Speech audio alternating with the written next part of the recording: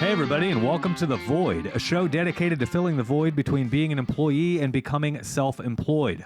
Most people refer to starting their own company as taking the leap, as if they're blindly jumping off a cliff and into the unknown.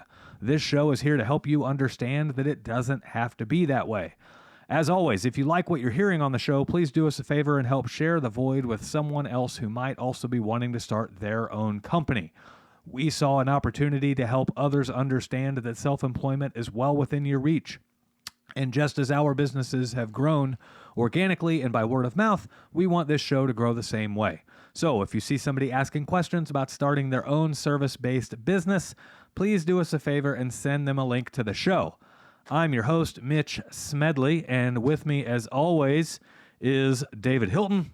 I have been bitching that it's been so cold for so long. Now it's hot. Now it's like fucking 75, baby. Yeah. Sun's out, guns out. Hell yeah. Oh, man, it feels so good. It's good shit. God, I'm so sick of it being cold. Yep. It's nice. It's nice. It's gorgeous out. It's like fire pit season. Yeah. It's Yeah. like that perfect temperature for fire pits. Fire pit season. My brother, so we have that on the side of my building. I saw him. Yeah. So that son of a bitch, he thinks that like cardboard is a bonfire. Yeah. So like when he's cleaning stuff out, he'll just go out there. It'll be 50-mile-an-hour winds. Yeah. He'll just light the shit on fire. Next thing you know, half the yard's on fire. Yeah. Neighbor's yard's on fire. You're trying to hose off the side of their house so it don't fucking catch on fire. Like, Joe, dude, what are you doing? What's the matter? He's just out there holding Corona. Well, Yeah. what? It's fine. It's gonna be fine. Neighbor's got $1 million tractor sitting there. Jesus. Fire's The blowing guy- right at it. But yeah, it's fire season. Joe So- agrees with you 175%. So, funny story. Dave and I used to live together back when we were like 18 and 19. Yeah, 19, I think. And then towards the end of that, Dave's brother, Joe, moved in with us. I'd say halfway through. Yeah, halfway About through. halfway through. So, He was still in high school. yeah, he was still in high school, living with two 18 and 19-year-old dudes. Like, it was Party Palace. For one, Joe doesn't know what, like, clothing is, so half the time he's just walking around buck-ass naked. First off, he is like the most free spirit I've... Yep. He's like a hippie, but not a hippie. Yeah. Yeah. It's really weird. Yeah, he's like But yeah, he was naked a lot. he's like a mild version of a hippie. Yeah. Yeah. He was naked a lot in that house. So one night, I don't know why. we all get smashed drunk. Dave and I go to bed, and we wake up the next morning, and our yard is fully decorated with like every concrete statue you can imagine. Joe got smashed drunk and drove around the neighborhood and just started getting sticky fingers with every gnome, bird bath. There were 4 concrete benches. I don't even know how he picked them up. Yeah. They were so fucking Those heavy. little concrete garden benches. And we're like, they're gonna know. Like, he didn't give two shits. now this was before Facebook. Yeah, thank So God. it's not like everybody could get Yeah, on the this was community Facebook and be like, 22 years ago. yeah, 43 people saying I'm missing shit from my yard. Yeah, literally, you So go out thank there. God. I will remember it forever. Mitch comes up and he goes, I don't know what's... Come look at this. I go outside and I just look to the right and there's 2 gnomes, a bench, and 2 gnomes. And then I look around and I go around the side of the house. We got bird baths. We got all kinds of shit. What the fuck? He goes, what? I'm like, dude, I got no idea. Yeah. I could the next day. And Joe's like, I thought the yard could use a little beautification. You know? This is also the guy that.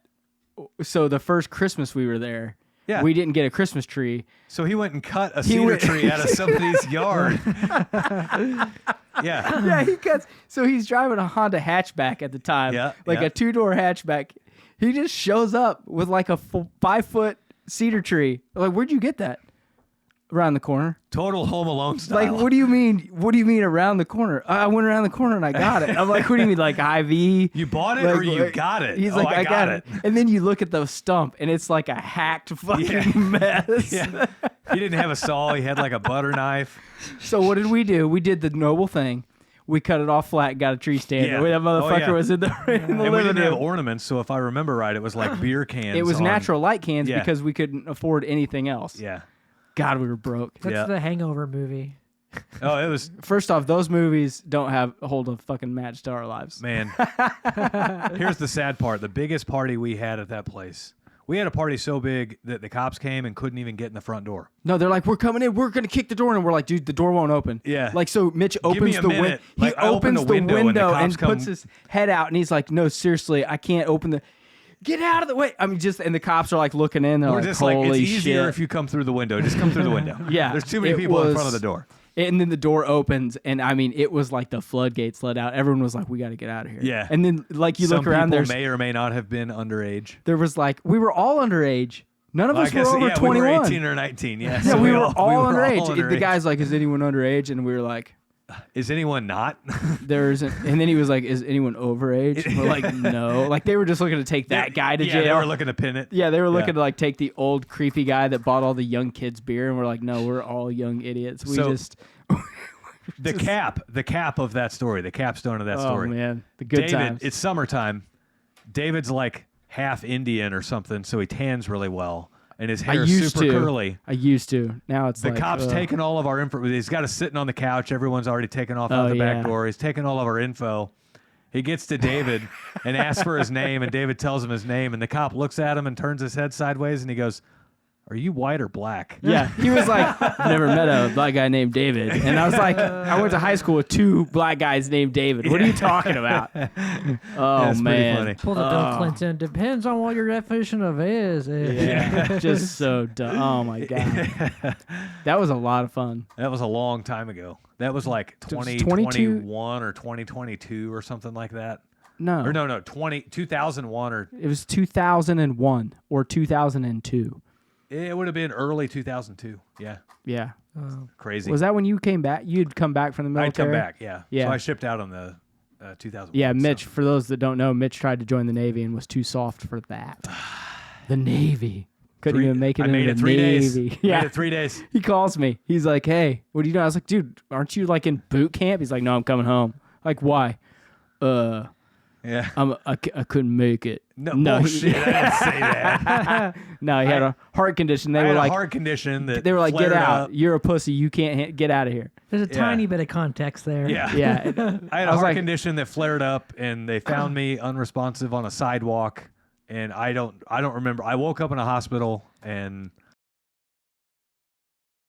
all right, so you've newly started your company and you're trying to pinch pennies. However, you don't realize the biggest thing that's hurting you right now is not gathering all of your information into one spot and making it super efficient for you to use. So the answer is Field Pulse. It gets you off of paper tickets. It gets you off of all of that crazy office work at the end of the day and reconciling all that stuff. And it lets you organize everything with ease. It puts it all into the computer. It actually puts it all into the cloud. So it's not even putting it on your computer. And it lets you organize your customers. It lets you organize all of your service calls. Heck, it'll even route you to your service call. And the best part is, even after all of that, you'll probably realize about a 100% growth in your business just in the first year of using Field Pulse. So if you'd like to check out Field Pulse and see what great looks like, click on the link in the description of this show.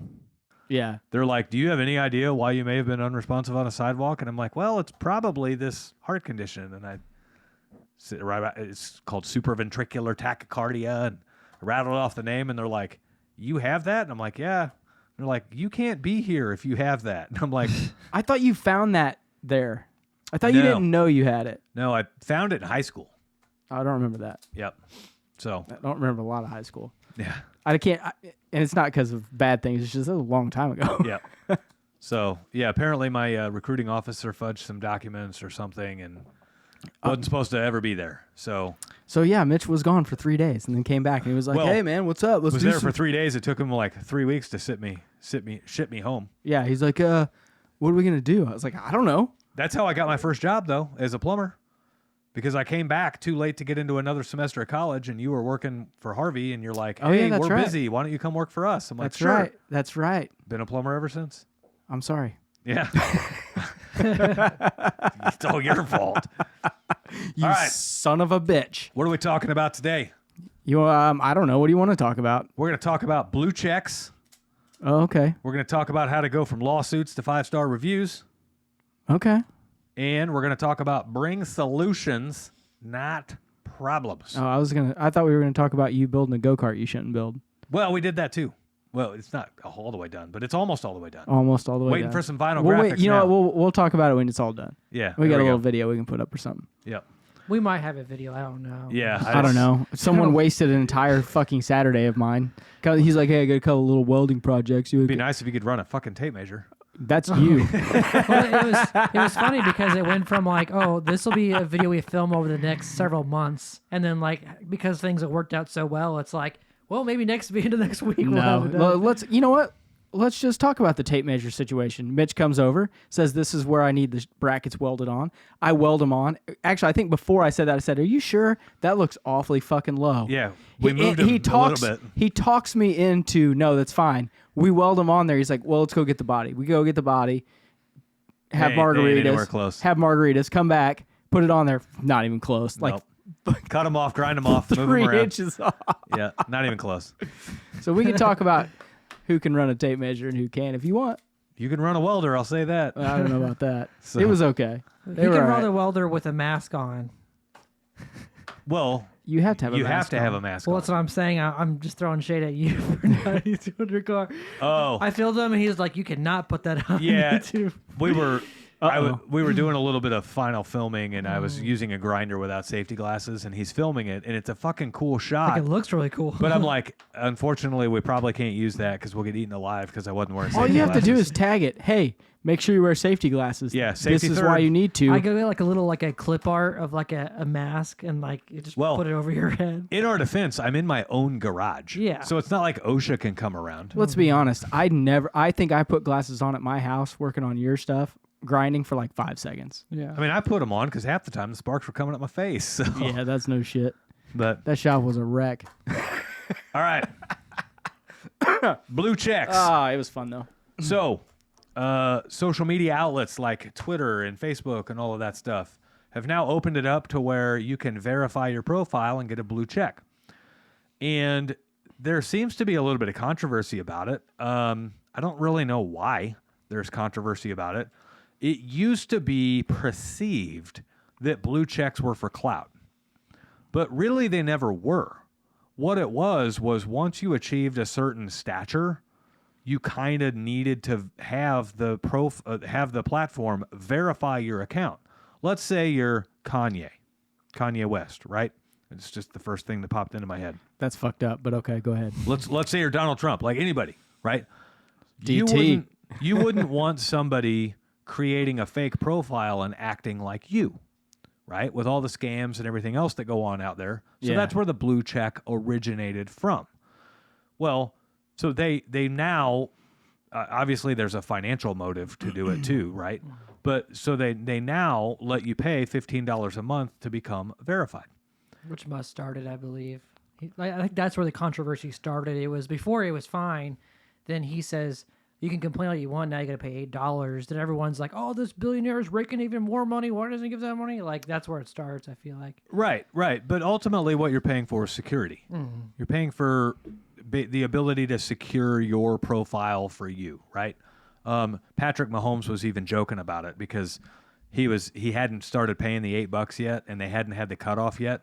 And one of the other Chiefs players, I don't even know who it was giving him shit like, dude, just pay the $8. And Mahomes tweeted back to him like, dude, I got kids, bro. I can't afford that shit. $8. Well, I think Oh, shit. shit. Musk even pointed out too is like people don't spend that much money on like coffee like at Starbucks like every day. Yeah. He's oh, like God, yeah. latte or a blue check mark. Yeah. So what's weird though is people are now like before you kind of had to earn it, right? Now you could buy it before.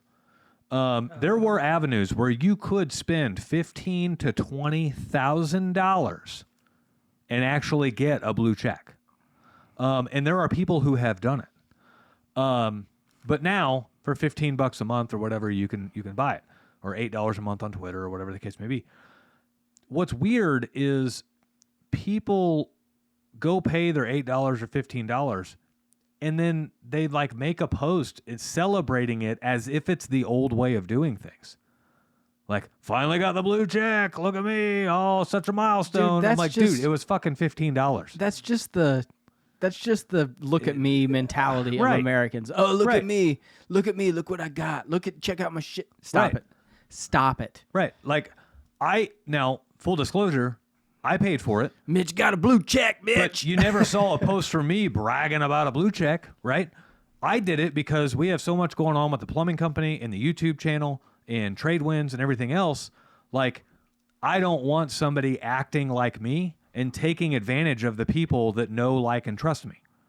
So Yeah, it's tougher to be hacked. Right. You know, with the blue check. Now that I have a blue check, after a long enough timeline, people will recognize I have the blue check. And so if a spoof profile comes at them mimicking my name and my profile picture without the blue check, they're going to think twice, right? So I did it for the safety and security of all of the followers of all the different things that I'm in.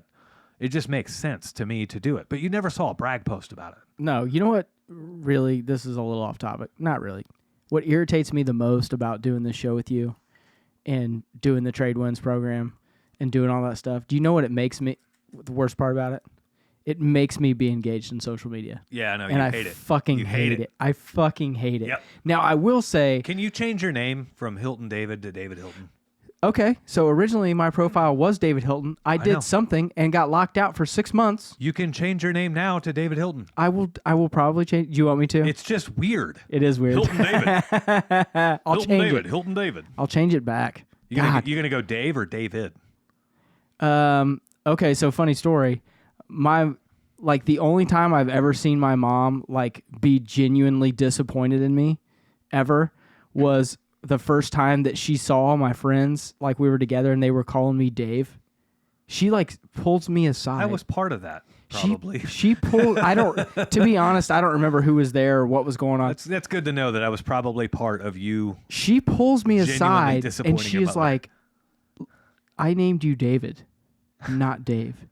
And just was like, that's all I'm going to say about that. And I was like, Oh shit! oh my God, I crushed my mom. This is I am David. I was 20 I never said anything. I didn't give two shits. It didn't bother me. But then from then on, I always thought about it. Right. And I think I even may have said, hey, if we go to my mom's house, It's David. you got to call me David because my mom is fucking losing. That's funny. Yeah, I don't know why that. Not goes funny, to me, funny, but So that's yes, odd, it will right? probably be David. Yeah, that's I fine. guess. Maybe Just I mean I don't know. I want to be able to tag you as David. not David Hilton. David Badass Hilton or something.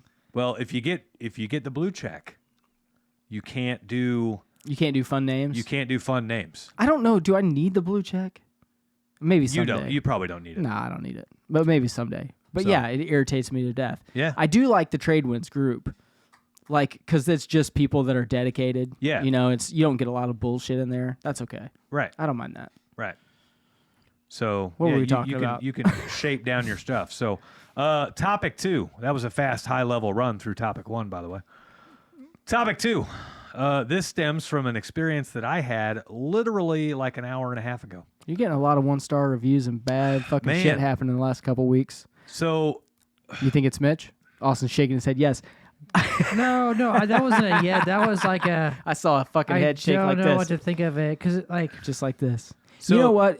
In business, just before you get into it, there are up and down times, Yep. not just with business, but with everything, with bad customers, with bad employees, with not having checks come in on time, with people being paying early. All of the ebbs and flows just happen. You just have to kind of take everything on average and just, kind of be ready that, hey, some weeks are going to fucking suck and some weeks are going to be cake breeze walks. That's just kind of how it is. And right now, Mitch is kind of in I'm not going to say shithole, but you're just kind of in a down little, We're in a this dwell. is a pain in the ass moment for me right now. Yeah.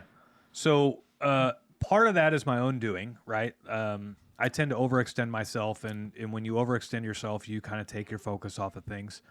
But Right. part of it, too, is recognizing that we've had an unseasonably long run with a perfect 5.0 rating.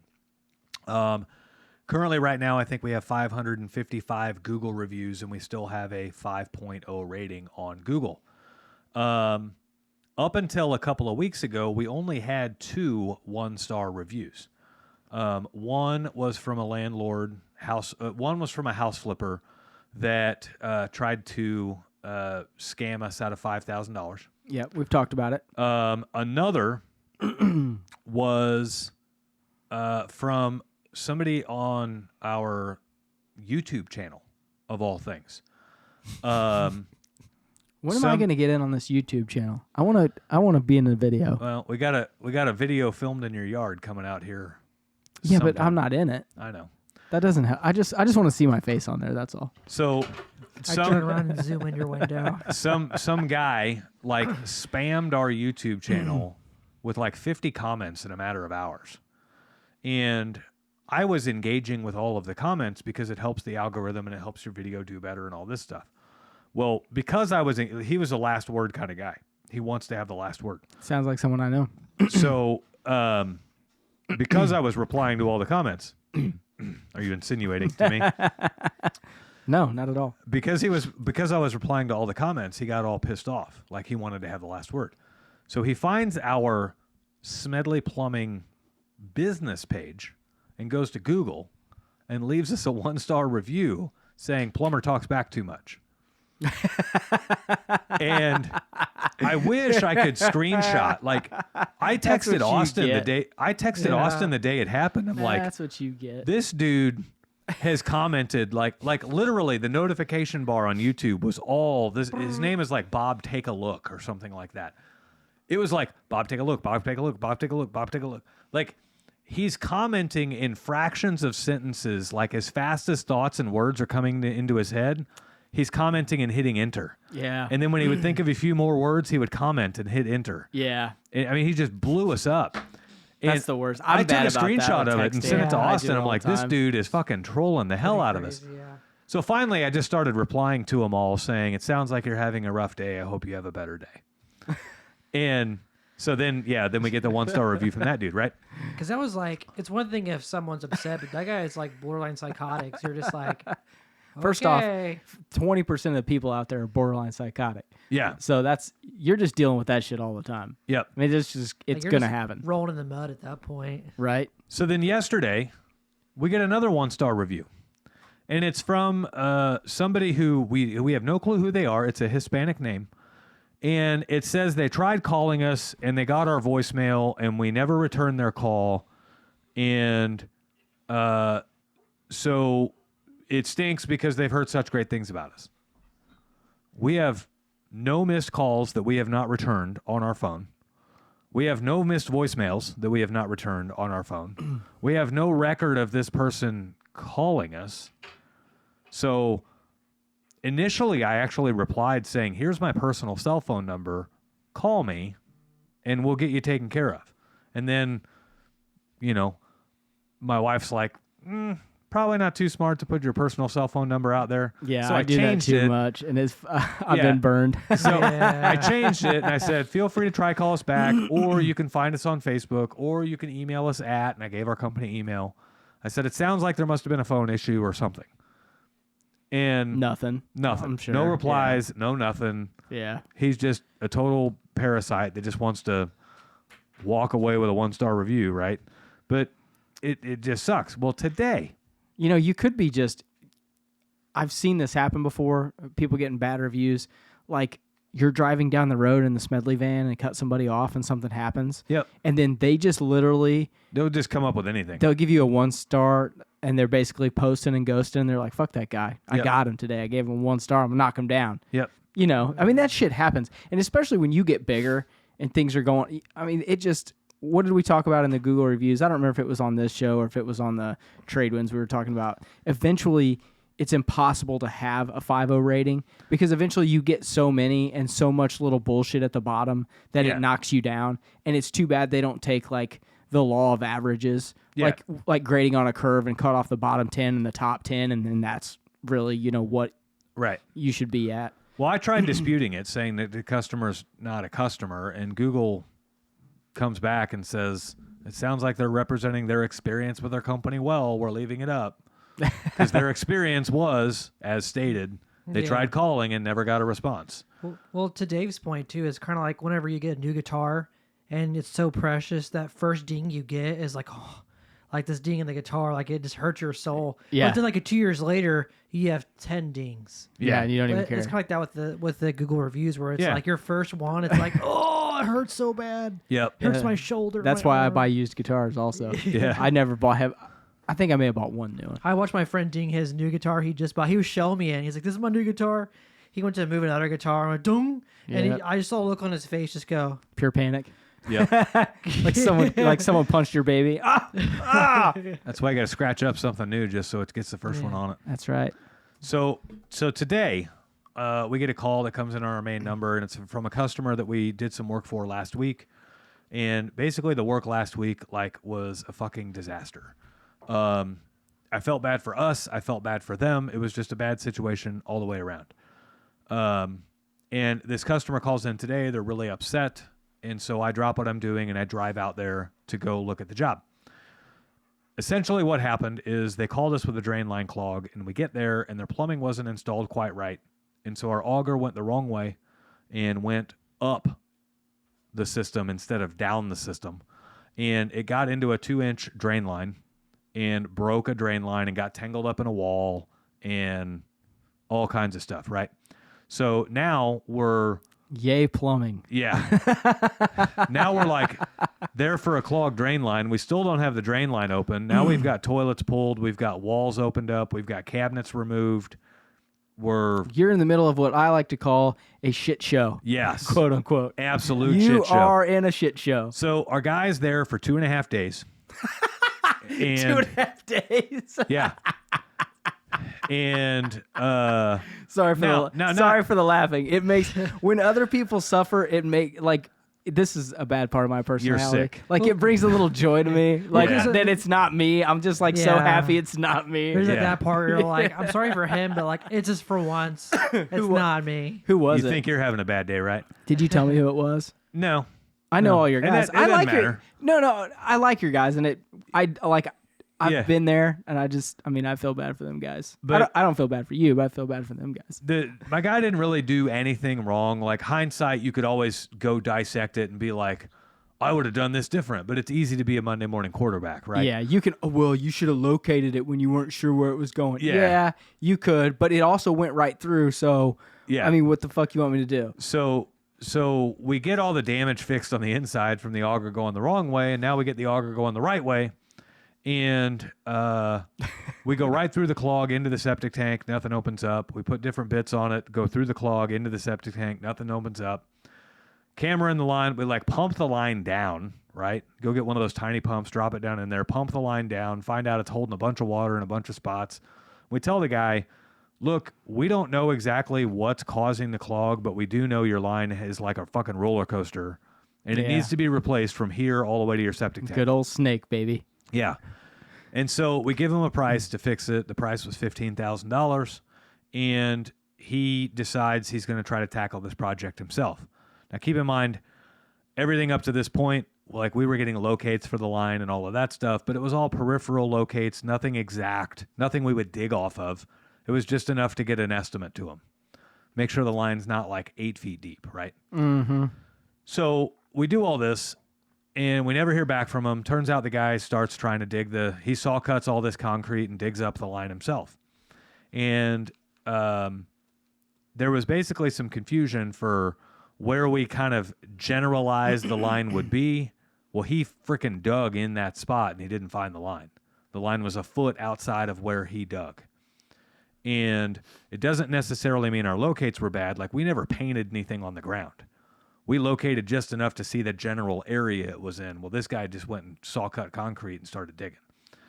So now he's really mad because he paid us. I think the bill was $1,700 for us to do all the augering and everything else, and we never got him open.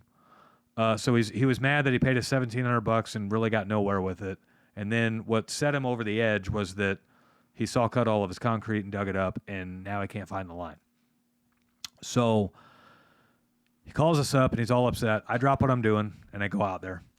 And the conversation literally starts with him explaining the whole thing to me, which I was already very clued into the whole thing. I keep close tabs on that. But I'm letting him talk, and I'm letting him vent. And he basically ends his venting session with, I paid you guys $1,700. I didn't get anything for it, and you located the line in the wrong spot. So give me a full refund of my $1,700, and I won't sue you. The conversation ended with, you guys are amazing. I see why you have all the 5-star reviews. I'm going to leave you one. You guys are awesome. And we've talked about this before on the show.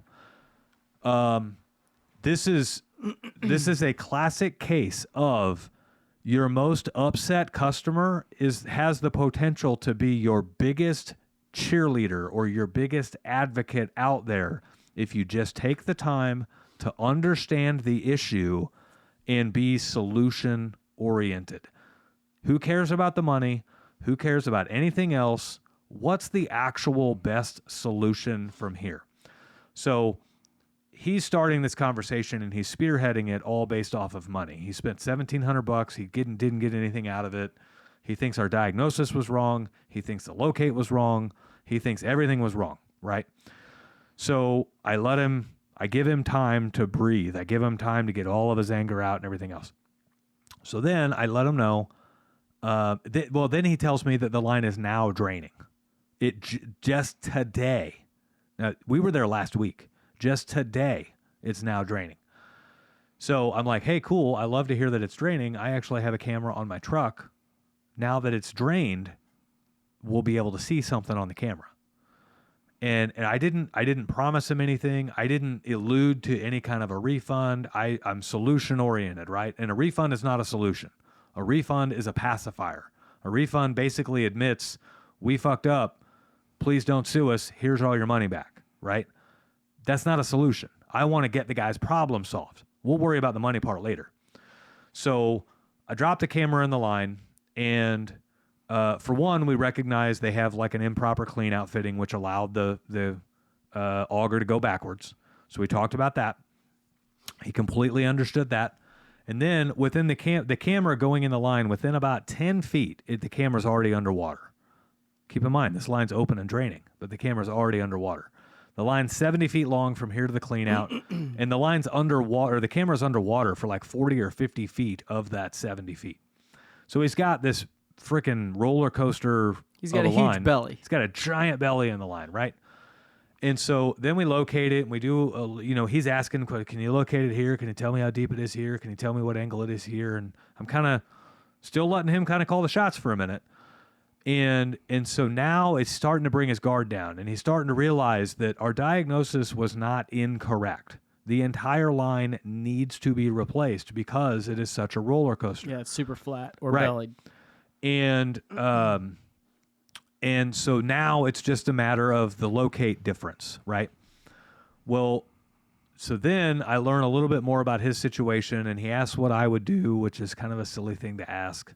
But I tell him, I would replace the entire line. You don't necessarily have to, cut out the PVC. Half of it was exposed. The other half was still under earth. You don't necessarily have to, cut this out, throw it away, and trash it. The line's still in good shape. You just need to cut it out and lift it up. It's diving too deep, and then it's forced to have to actually come back uphill to get to your septic tank. So cut it right here in the middle, pick the whole thing up, and get a whole bunch of gravel underneath it. And it's like 6 or 8 inches deeper than it needs to be here in the middle. So I kind of explained to him all of that stuff. And then I let him know how to continue on with the rest of the project and everything else. And I even volunteer, if you guys, obviously at this point, he's already established himself as the type of guy that's going to do his own work. That's fine. I can't change that. Right? Other than augering the line. Yeah. Right. He doesn't have augers. He doesn't have cameras. He doesn't have locators. But yeah, he's out in the county. He can run an excavator. He can dig. He can do all that kind of shit. So he basically, he's letting his guard down now, and he's showing a little bit more trust with me. And so once the wrong way to handle this is, there's a lot of guys that are should have called in a professional, fuck him, right? Okay, it's easy to say that when it's not your customer and you don't have a threat of a lawsuit hanging on the line. and you don't have, and regardless of whether they win or not, it's not a matter of the $1,700 lawsuit. It's a matter of all of the time that it takes for me to sit in court. Right? Well, and the $1,700 lawsuit isn't $1,700. Even if you lose it and you have to pay the $1,700, which Mitch wouldn't do, he'd just say, I mean, if he got a letter in the mail that said, hey, we're going to court, you'd probably just write, you're smart enough to know if I write the $1,700, I'm saving money. Yeah. Like other than. Exactly. So, but that's not the point either. Even if Mitch decided, hey, I'm paying the $1,700, it goes against all of the principles that we set aside on this show. You are not going to get more work from that guy's recommendation. You're going to get more, how do I say this? You're going to get more work taken away from you by the bad mouthing he's going to do to you because of the shit work, and not even the shit work, but the shit situation that had evolved if you weren't willing to just take care of it. And, when we talk about this all the time as far as you got to be a grown-up, and sometimes you got to take one on the chin to move, and that's called being mature. Like, that's the mature thing to do. And it sucks ass, and I guarantee the whole ride home or the whole ride out there, you're thinking, man, fucking, how am I going to do this? Believe it or not, I wasn't. So, first off, like, the first time I had to deal with an upset customer, I had way too much emotional attachment to my team. And so, I'm driving out to upset customers' houses, and I'm like, fuck this customer, right? Yeah. Now, I have enough trust in my team to realize that if my team made a mistake, it was an honest mistake.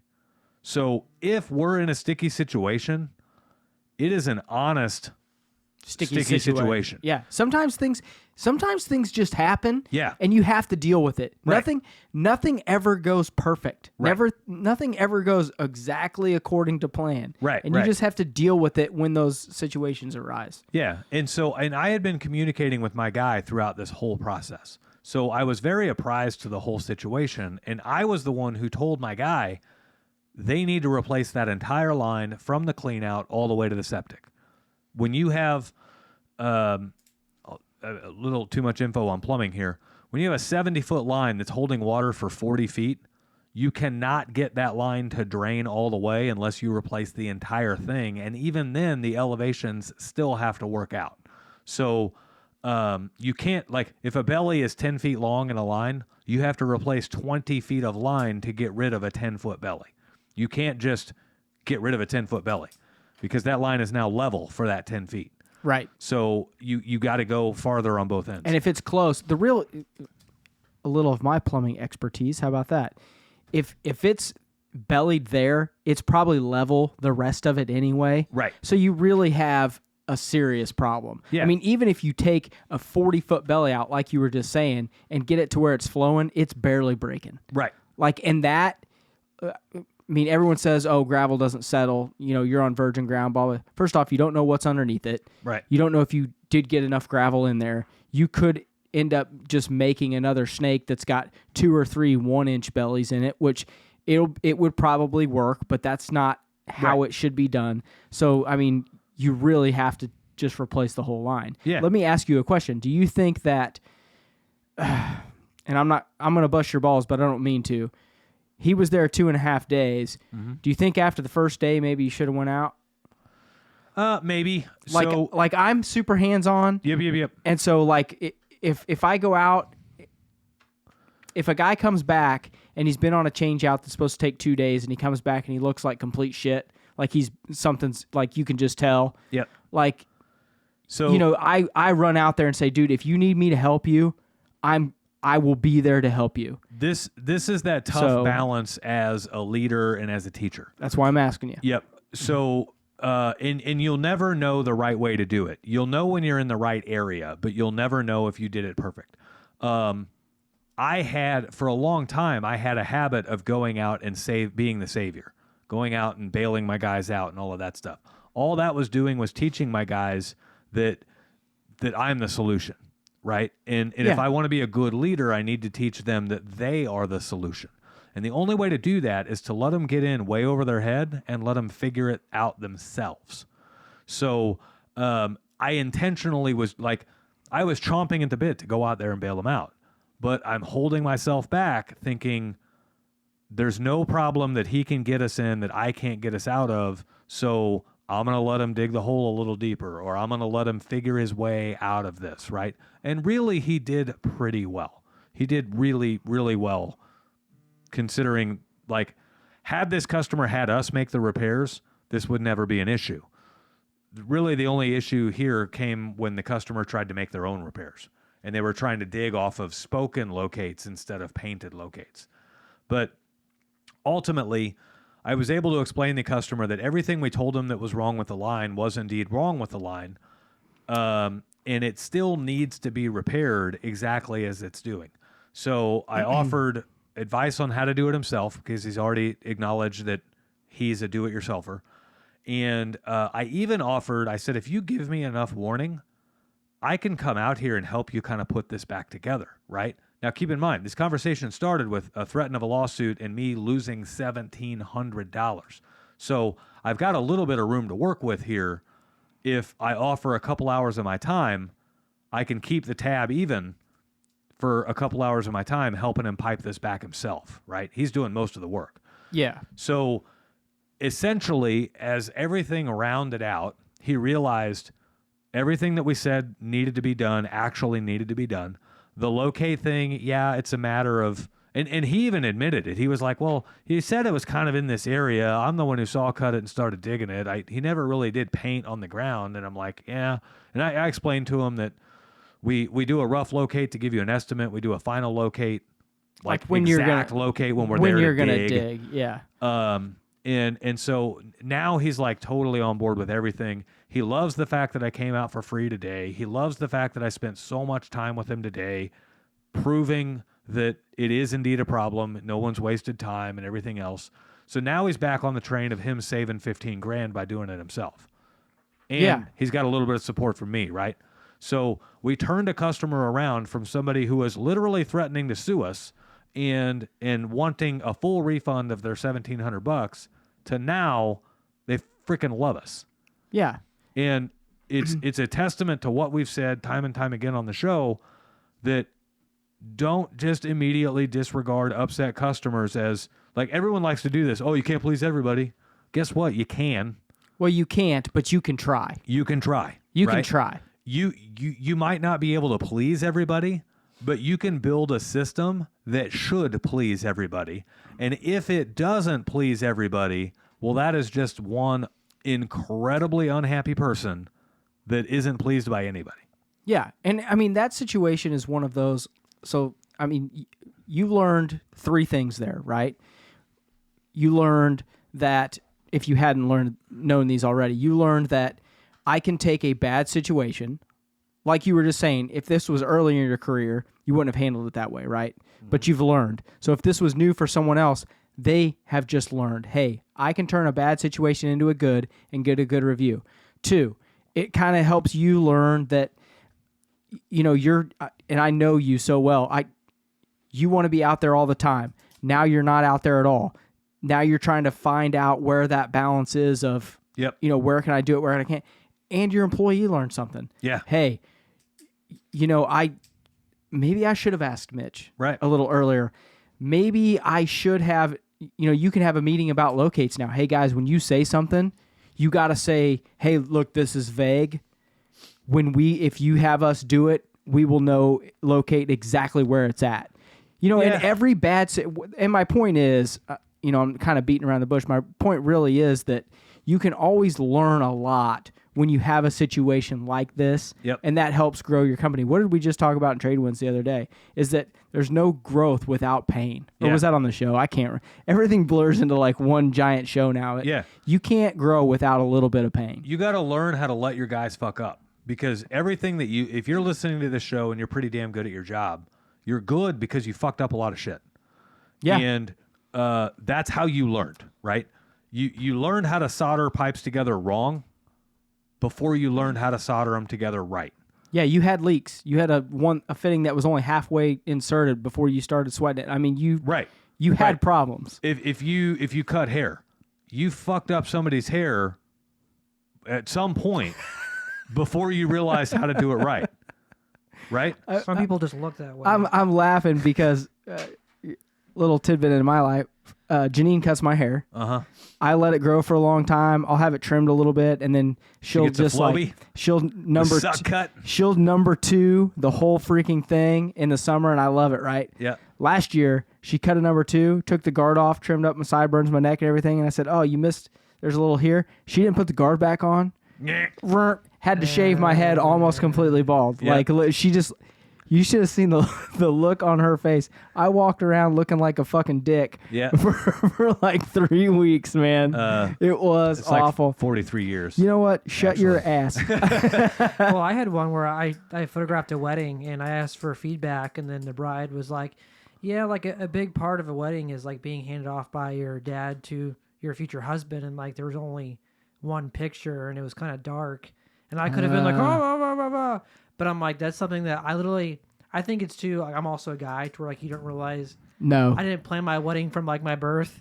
No. So just like, for me, I'm like, oh, that's really important. So now I know if I ever go do it again, which I probably won't. I'm No, like, not hey, after that's that really review. important. Yeah, No, don't hire this guy. Fucking missed the most important part of the entire wedding. Right. I thought it was the kiss, so that's all I cared about, and everything else was like whatever. And so I'm like, oh, I The should have kiss. thought about Right. that more. What a romantic. But yeah, there's always things to take away from any situation you come at in life. Ultimately, this was like an awesome way to show everybody that, like, we don't just talk about this shit. This isn't just stuff we're pulling out of our ass and saying, yeah, do it, and we've never actually done it. Like, this is real shit. Yeah. And so at this particular facility, it's a dog boarding facility. They get crazy busy on the weekends. He has 70 people coming in on Thursday and Friday to drop dogs off. That's a shitload of dogs, man. Can you imagine if I would have handled that poorly? How many of those 70 people would have heard a bad word about our company? That's what I was saying a minute ago. Right. I mean, it's not about, it's never about the small amount of money or the small amount of time. Right. Because that literally can turn into 50 grand at the blink of an eye, one way or the other. Right. Just because they're not taking 50 grand out of your account, They're taking $50,000 worth of customers away from they're you. taking $50,000 worth of sales, of future sales. Yeah. So you have to be able to bite your tongue. Yeah. Like, man, when I was young, Mitch knows me. I just tell people to get fucked. I don't care. Fuck you. I mean, I literally didn't care. I can't imagine how many thousands of dollars of sales that I have lost over the years. Right. Just from pissing people off and setting bridges on fire. Yeah. It kind of lowers, like, it kind of sets a precedent too. If you're just like, especially to your guys, like if they're like, oh well, I mean, if all we have to do is just kind of like let it work out like this, then just pay the guy whenever they threaten to sue, then everything will be okay. And just like, no, there's another way. So I used to work for a company that operated that way. They charged out the ass for their repairs. They had horribly skilled people working there. I think they had 2 or 3 guys that had over 5 years of experience, but most of their guys had less than 5 years of experience, and they're charging like primo rates, right? It was literally part of their process to plan on giving money, just throwing money at upset customers. And so they were like, we know we're overcharging by a lot, so when customers call in, we'll just throw money at them until they're happy. Yeah, they were overcharged. So if you overcharge 10%, and then you know that 10% of your companies or customers are going to be mad, you're still making money. Yeah. So, yeah. And you so know? like, tell me, like, what does that tell your team when it comes to ethics? who cares? Right. Make the sale. It tells your team that we don't care about the customer, we care about the revenue, and we'll buy off the upset customers. What does it tell your employees when you say we care about the revenue and not the customers? It Right. tells them that we don't care about you either, motherfucker. We Right. care about the money that we're making. We care about your sales. And then those same dipshits wonder why they can't get good people to work there. Right. And they got 5 guys that are awesome, and then they got 100 guys that suck ass. Yep. Well, I kinda look That's at it- why. I kind of look at it too, where it's like whenever you tell one lie, it leads to a second one, a third one. The same thing with like this situation. It's the exact like, same thing. When you do it the first time, then it's easier to the second time. Oh, we've done it before. It's a thing, and then Yep. it's like 10 more. And look, I mean, this is going to be a shady thing to say, but it's hard to, discount those companies because they are making some serious fucking money. And we are all, let me finish, we are all trying to make money, right? But what we want to teach on the Void and in Trade Winds is you can make a lot of money and be a stand-up pillar in your community and train guys to do it the right way. You do not have to do it that way. Right. Like, that's not how we are. Right. I mean, it's not discounting the amount of money and the amount of success they had. It's just they're fucking sleazeballs why they've done it. Yep. While they've done it. Yeah. So the other company that I worked at, they would have just been like, all right, here's your 1,700 back. And then they would go to the guys and be like, now I need you to sell 3,000 to make up for the 1,700. yeah, you lost that, dude. Well, It's yeah. on you because it sucked. Well, no, they wouldn't even pin it on the guy. They Oh, would just really? eat it as the company and then just roll on. And they would actually congratulate the guy for trying as hard as he did, and then just be like, get him on the next one. Yeah. Well, that makes it even worse. Like that way, because not only have you not tried to rectify a relationship, you give him the refund. So now he has all the money and he's still ticked off. Right. So that's even worse than trying Right. to. Right. True life story from that company. Hey, if you like what you're hearing on The Void and you want even more info, we just started a mentorship program specifically for trades professionals to start their business or to get their business to an incredibly healthy position. So if you'd like more info, click on the link in the description of this show. They budgeted 2% of their revenue for refunds. Okay? This was a big company. They were doing like big company. big. We were doing $800,000 a month in revenue. Okay? 2% of $800,000 is $16,000. Do you know how long it takes, like how much time it takes to give back $16,000 to customers? It's damn near a full-time job to have all the conversations that it takes to give a customer $16,000 worth of refunds over the course of a month. Did they have a secretary that was just like her secretary sir job was you just handle the bullshit and write checks and send them Yes. However, out? I would love that job. my department was doing $800,000 a month. They had many other departments. Yeah. Right. So they had somebody on staff full time that was their whole job was just to give refunds. But then all of the department managers had to handle all the overflow. So there was 1 month where we come in, we had a bang up month. Awesome month, right? And this is how shitty corporate stuff works. They come in and they're like, well, it's a good thing weather helped you out this month. Those rains really helped you out. Like, oh yeah, thanks. Don't. See, that's why, and Mitch knows me real well. I could never work for a place like that because day 3, I'd walk in there and be like, you guys are fucking stupid. Yeah, yeah. Do you not, we know what you're saying. Yeah. You're all idiots. And I'd have burnt that building to the ground. There's like every bridge I always did in the another ball to past. go. So then they follow it up with, you only refunded 1% of revenue this month. Are we going to have a shitstorm of like 1-star reviews? And my literal reply, this was right before they asked me to leave. my literal reply was, well, I actually found it cheaper to actually talk the guys into giving good service instead of having to give it a whole bunch of money back. So we've been focusing on giving really good customer service, and it lowers that amount. That's right? why I went from 2 to 1. So if you want to write me a I fucking just saved check, you guys $8,000. Yeah. Right? Yeah. And they're like all freaking out, thinking we're gonna get a whole bunch of 1-star reviews because of that. because they were used to it. Yeah. And I'm like, actually, it's probably just cheaper to train the guys how to give really good customer service. Yeah. And No one said anything. like And within a month or two later, I was gone. So, but that's how big corporate companies work. So, last topic. Bring solutions, not problems. This has to do a little bit more with guys that are a part of a team or maybe reporting to higher ups. Okay. This also has to do with if you own your own company, but you're working for a general contractor. Anytime you're working for a higher up in any capacity, whether it's your boss or a general contractor or anybody like that, as a person of authority, you do not appreciate when a person brings you problems 24/7. It's annoying. It's really, really annoying. What you do appreciate is if that person has recognized a problem and then come up with a couple possible solutions. And then they come to you and they're like, hey, we're having an issue over here in this department. You know, whatever it is isn't performing well and it's costing us some money. But I think if we make this adjustment or this adjustment, it may work. But that's like out of my pay grade, right? That's a whole different conversation than somebody coming to you and be like, that department's in shambles and it's your job to fix it. Like, or whatever the case may be. So, real life scenario, like, so that's like department stuff, right? Real life scenario.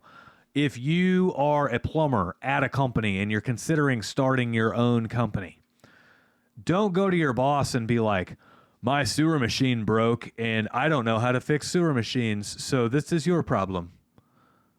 Instead, that's what I'd say. Instead, you go to your boss and you're like, hey, my sewer machine broke and I've looked into it and I've taken it apart and I think it needs this part here, but I don't know how to buy that. Do we have an account somewhere or something like that? Like, show some initiative that you've at least looked into the problem and you have some ideas for how to solve it. Okay? Here's why this is hugely important. If all you do is bring problems to your higher ups, you are the problem. Well, and they think that you can't find a solution to the problems that you're facing. Right. Like you're not a problem solver. That's immediately what people think. Right. They're gonna label you as a constant problem, right? Even though you're just identifying problems. Even if you're great at your job, like that is still that's the brand that you have tagged to yourself. Yeah. So bringing problems with you don't even have to have a solution. Just show the effort that you put thought into a solution. That's all it takes. So bringing a problem and then coming up when saying, you know, hey, we're suffering in this area, and I think if we tweak this and tweak this, it may work, but I'm curious to see what you think. That's a whole different conversation than this isn't working and you need to fix it. Well, and it shows that you're taking initiative. Like this, you know, the show is really about, you know, guys that want to start their own business and stuff, but we talk about employees all the time and employees that want to get, you know, to owning their own business. If you start taking those initiatives and show that you're a problem solver and show that you're a leader and show that you care, that's what that really does, is show that you care about the company you're working for, and you move up and you're allowed to manage a couple of guys or you're allowed to be in charge of more. That just helps you graduate to owning your own business sooner, or helps you learn the things that you're going to need to learn to be out on your own. Right. You know, and no one will ever, I shouldn't say no one, the average person will not just get pissed off enough or be fired and then just start their company. It just doesn't happen that way. You have to have a certain mindset and be a certain way. And this is one of those mindset situations. Be a problem solver. When you own your own business, you're going to have to be a hell of a problem solver because they're going to be everywhere. Yeah. So start training yourself to be a problem solver now. Yeah, and you might not know all the solutions, right? Like even when you own your own business, you might not know like you might have a problem and you have 3 possible solutions and you're just going to have to pick one. Yeah. You might not know which one's the best yet. That happens a lot, man. It happens a whole lot. Yeah. And so you still have to be able to identify possible solutions and then pick one and roll with it. And keep the other 2 in mind, right? Like if you got 3 possible solutions, yeah, for the pick backup, one and roll with it. Yeah. Keep the other 2 in mind. And if the way you're rolling isn't working, well, maybe you need to, you know, switch over to the other 2. But I bring this up for the people that have yet to start their companies and they're, you know, looking at all of this stuff. If you are the guy that constantly brings problems to your boss and you want to start your own company, eventually you're going to have to be the one to solve those problems. So start trying to solve them now. And just it's paid training for when you do own your own company. So be solution minded. It's literally solution minded is what got me out of a lawsuit and into a 5-star review on the previous topic we just talked about. So be solution minded even as an employee as well. Identify problems, but also align solutions with them, and then bring the entire picture to your manager or whatever and say, hey, we got a problem over here in the install department. The guys are getting really upset because they're not getting paid fairly, and the sales guys are making all the money, and the installers are really upset. So I think if we attach some kind of merit pay to the installers instead of hourly, it may fix it, but I don't know how all that works, so that's just an idea. What do you think? Like, that's a great way to bring that problem to your manager. The what do you think, or how would you handle that, or this is a little out of my range. I kind of, I'm looking to you for guidance here. Yeah. Those are things that, this is just a little bit of like ass kissing mode, but those are things that light guys on fire. Yeah. Oh, yeah. Totally. Oh, and those are engagement words, engagement phrases, and people they latch onto that, and they're like, oh, okay, guess what? If you do that all the time, that boss is just going to latch onto you. Yep. Okay? That boss may train you into a place where you can go out on your own just because you were showing that you cared about all those situations. Right. So this is closely followed up with another scenario that I want to hit on really quick. This has happened to me time and time again in my career, where I acknowledge with an employee that I appreciate the, how do I want to say it? Like the politically correct conflict that we may have, right?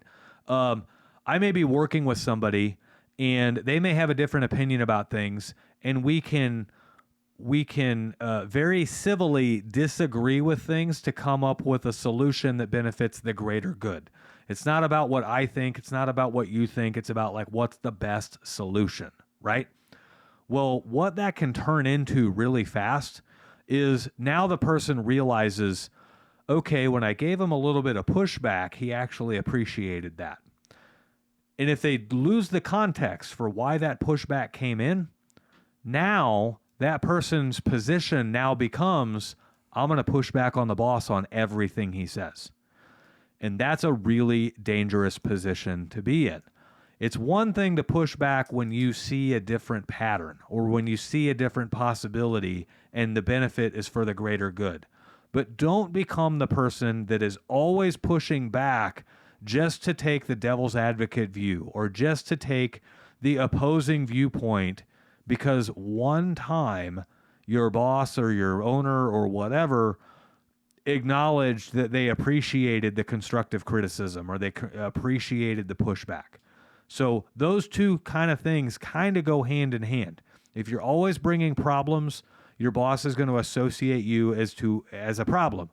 And if you're always bringing pushback, your boss is going to associate you as somebody who is always bringing friction. So there are times to push back when the greater good is at stake, but there are also times where it's just like, yeah, okay, there's kind of two different ways to go about this, and either which is probably effective, so I'm not even going to mention the other. Let's just roll with it. Yeah, sometimes it's easier just to, okay, I'll just do what he says because he's my boss, and it's not, that's the humbling thing, right? Yeah. Like sometimes you just have to take one and be like, you know what? Either way is going to be fine. I'm just going to set my opinion aside and I'm just going to go with it. Yeah. That's a real hard thing for people that are wanting to start their own business because obviously they're leaders anyway. You know what I mean? And so it's harder for them naturally to do those things. Like for me, sometimes I'll just tell people like, you know what, you might be right. We could do it this way. We could do that, but we're not. We're doing it the fucking way I want to do it. Right. And I mean, like, that's a fault of mine. Yeah. Obviously, none of us are perfect. That's a fault of mine. Mitch, on the other hand, he was probably, I don't care. He's pretty passive. Whatever. I can do it, when he was working for those people. And that's just, sometimes it's a balancing beam. It really is. Sometimes you got to be on one side. Sometimes you got to be on the other. And it's difficult to navigate those situations. But, we talk about it on the show a lot. You have to be able to step outside of yourself and say, okay, what's going to be better for my future and my long run? Right. Do I want to piss him off right now? Or do I want to pick my battle for later? Right. You know what I mean? And so if you are that type that is constantly being a little bit objective to your boss, and you're listening to this and you're like, oh shit, that might be me, right? Here's a way to handle it. It's good that you're objective. It's good that you can see another way of doing it. Keep it in the mental bank. Let your boss run with his idea. Let your boss do all that stuff, because now you keep that in the mental bank. You keep that other way of doing things, or you keep that other possibility out there. Eventually, your boss is going to get into a pickle where it's like, ah, shit, we may have fucked up. And you already have the solution. And that is the time to bring it up. And that is the time where your boss is saying, all right, we may have gotten into a pickle here. I don't know what it's going to take. And now you have all of the ammo, right? And you're like, hey, what if we did it this way? Now you can actually use the failure to your advantage. You can be like, okay, we tried it this way and it didn't work because of this, this, and this. So if we do it this way, it handles all of those things, so it might work better. Yeah, it's the I told you so moment. It's kind of an I told you so, but you never told them in the beginning, right? You held it in. Yeah. And so now it allows your boss to really understand that, holy shit, they're in this mental game. And they got this, and they had a solution before I even realized I had a problem. Yeah, see, I always just tell them, and then it burns down, or I don't tell them, and it burns down, and I walk out, and I go, I fucking told you we should have done it this way. I mean, what the... The big challenge there is pride. Yeah. You let your pride get in the way, right? And sometimes you have to swallow your pride and stay quiet and just let a mistake happen. Burn that bridge. Yeah. Other times you realize that, okay, if the customer experience is at stake, then I do need to go ahead and speak up. Yeah. So, that's good. Yeah. I like it. Yeah. We've got one final thing here that we're going to finish out the show with. We would like our listeners of the show to email in some of the wild and crazy stories you've had from the field. We've all got them, right? We've got customers that have shown up to the door naked. We've got customers that have, we found dead bodies under crawl spaces. We've got all the wild and crazy stuff that's going on. I was a part of literally like the breakup of a marriage on a plumbing call. And I remained faithful to my wife through the whole thing. But we want to hear from our listeners. The fact that you have to say that just... Yeah. It's just... We want to hear from our listeners. What are some of the wild and crazy plumbing stories, or any stories really, service-related stories that you have from the field? So feel free to send us an email at askmitch@mitchsmedley.com. And you can just put in the subject line stories from the field, and we would love to hear some of the wild and crazy stories that you have from the field. So if your stories are funny enough, we're going to bring them up on the show and we're going to talk about them. I was thinking about a couple. I'm going to keep mine to myself. I'm not. Those are my stories. Yeah. Those are mine. Some of them you got to take to the grave. That's right. But until next time, guys, that's it for the show. So we will see you next week. Love you guys.